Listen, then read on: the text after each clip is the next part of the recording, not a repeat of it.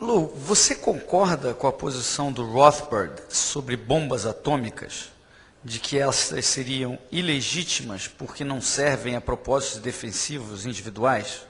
E como os Estados Unidos deveriam agir no caso do programa nuclear iraniano? Well, my own position on the atomic bomb is that, and I believe this was Rothbard's position, it's not that it's just an offensive weapon. Obviously, any weapon can be offensive or defensive, right? I mean, a rifle can be a weapon of offense or defense. But the atomic bomb is a specific anti-civilian device, at least when he was talking about it. Now, they've got smaller ones, which they have very unfortunate development too, but the atomic bomb was designed to blow up cities. Well, that's by itself inherently immoral and a war crime. The earlier Geneva Conventions, one of the war crimes was bombing a city from the air with anything, let alone an atomic bomb. So I think whether we look at things from the standpoint of religion or Rothbardian natural rights, I mean, atomic weapons are a real problem. I don't believe that Iran has a nuclear program in the sense that U.S. propaganda is holding it up as. If you remember, it's the exact same stuff we heard about Iraq.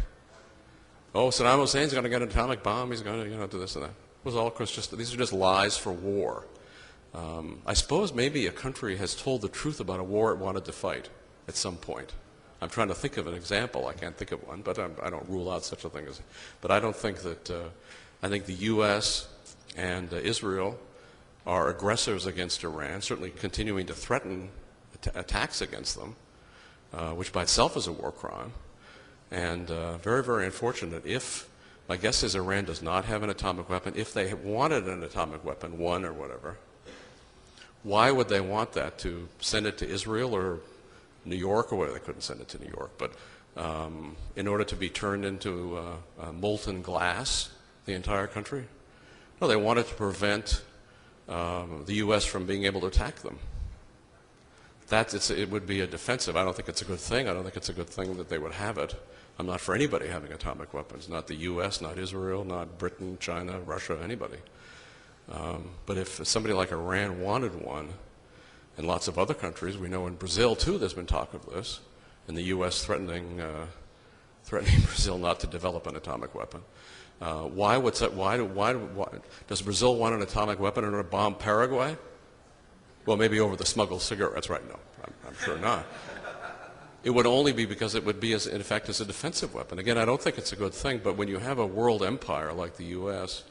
that seeks to be the world government, that seeks to rule every place, has its troops every place, wants its troops more and more places, and wants to be able to be the global authority, and can threaten, as Obama just said, that he's going to have a new nuclear doctrine where he's not going to, he's going to agree the U.S. won't have a first use of nuclear weapons against any non-nuclear power unless he decides that they shouldn't be in that category. So if they're not cooperating with the U.S., then he says that the U.S. can nuke them. It's a war crime. You can't actually. Whether we look at St. Augustine or every other theologian or moral thinker who's ever looked at this, you can't just bomb women and children and cities and destroy people's entire civilization over some government demand. It's just both crazy and evil.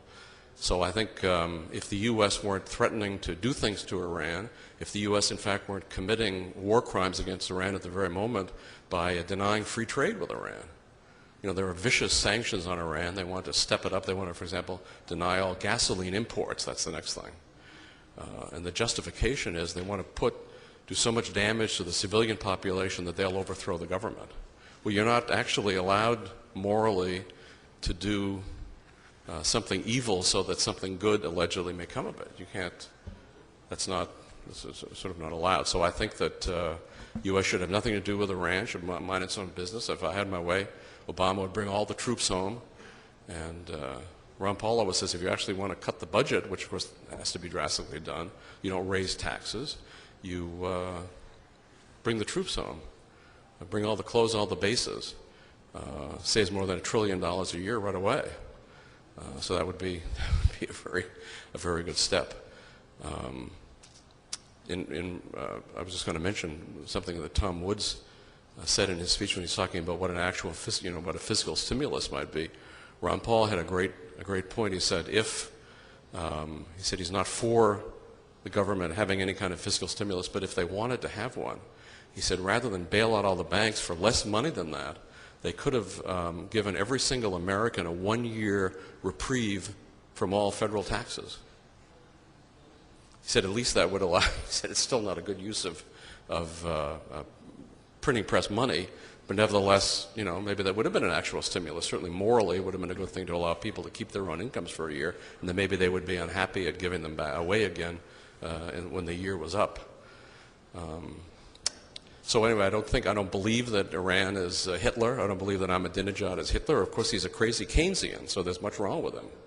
He's done terrible things into the economy of Iran and a terrible inflationist and many, many things wrong with him. He's not Hitler. And this whole propaganda campaign that's being ginned up is for conquest. The U.S. wants to control all the oil in the Middle East, not so much that it can get it cheap for American citizens, they couldn't care less about us, but so it can deny it to other countries if it needs to for power reasons. So they can deny China, Russia, Brazil for that matter, any other country. If they're not obeying, then they can be denied. Vamos para a última pergunta. O que é mais importante para o avanço da liberdade? A difusão da ciência econômica ou a difusão da ideia de direitos naturais?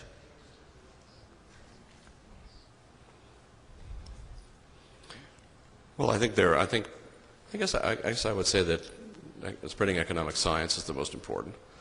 I don't know whether there actually are natural rights in my own view in the sense that it's normally said. I tend to think with Rothbard that everything is property rights. It extends from your property and yourself and your justly acquired property outside your body, and that you have a right to free speech on your property, and you have a right to free speech on somebody else's property if you've contracted with them or they allow you to have it. But you don't have like a free-floating right to free speech that you can exercise at the mall or in the lobby of this hotel, or in your next-door neighbor's front yard. You don't have such a thing. But I think it's important. But sort of the basis, in one sense, of sound economics is property rights. So I think that the two, I would say the two go together. But I think economics is more important than, say, a theory of natural rights. But I don't think they're at all contradictory, and I don't think I think it's possible to be working in all sorts of areas, and some people, right, this is a great diverse movement, some people work in one, others in other areas. And different people will be appealed to by different approaches. So we need people doing every sort of thing, whether it's in Brazil or every other country, to advance the idea that,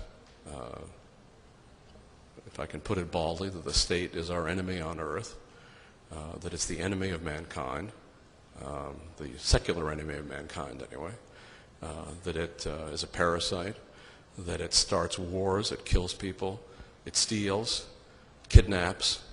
Of course, it calls it the draft, or it calls it taxes, it calls it war, it doesn't call it murder, looting, and kidnapping, and all the rest of the things it does.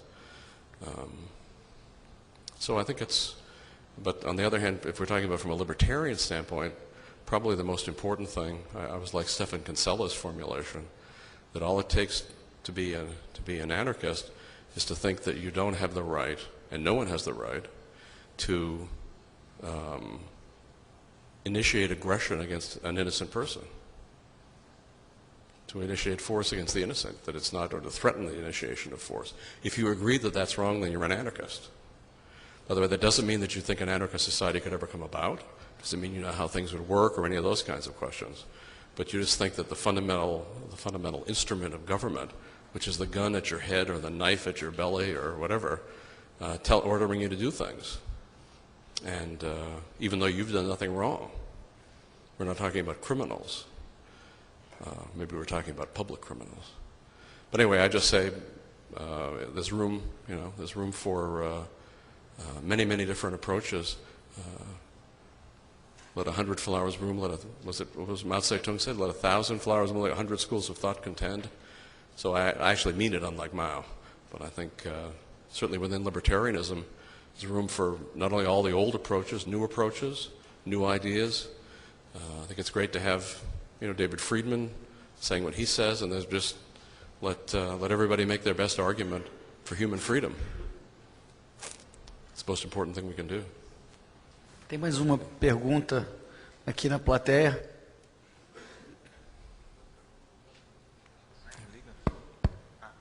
Oi, boa tarde, Lew.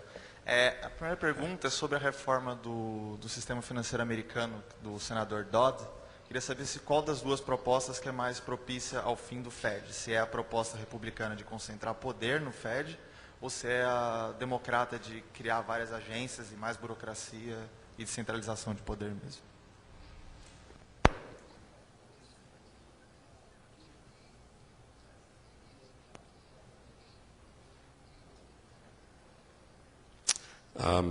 Is there a difference?